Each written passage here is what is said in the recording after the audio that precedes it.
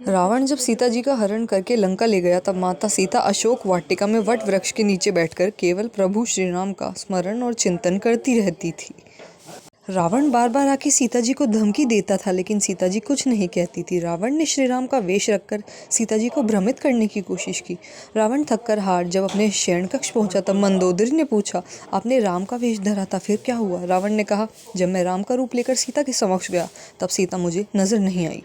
लंकापति रावण भी हार मानने वाला नहीं था। उसने फिर माता सीता के करीब आने का प्रयास किया।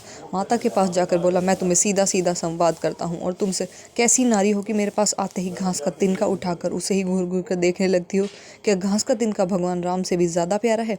रावण के इस प्रश्न को सुनकर माता की आंखों से आंसुओं की धारा बह निकली और बोलने लगी, माता सीता बड़े आदर से गृह प्रवेश हुआ था और उस परंपरा का उस घास के तिनके का रहस्य छुपा हुआ है। नई बहू जब ससुराल आती है तो उसके हाथ में कुछ मीठा पकवान बनाने की परंपरा है। सीता जी ने उस दिन अपने हाथों से खीर बनाई और राजा दशरथ समेत ऋषि मुनियों को परोसी।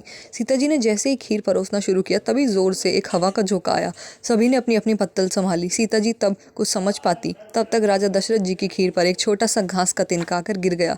सीता जी ने उस तिनके को देख लिया लेकिन प्रश्न ये था कि आखिर खीर में हाथ कौन डाले। तब सीता जी ने दूर से ही उस तिनके को घूर कर देख लिया। वो तिनका राख का एक छोटा बिंदु बनकर रह गया। सीता जी ने सोचा कि किसी ने नहीं देखा, लेकिन राजा दशरथ यह सब देख रहे थे। फिर राजा दशरथ चुप रहे और अपने कक्ष में चले गए।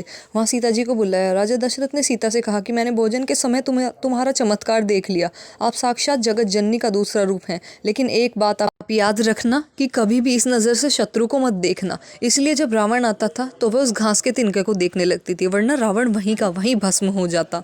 सीता जी बहुत महान थी। चैनल को लाइक शेयर सब्सक्राइब जरूर करें। जानू उन पे बने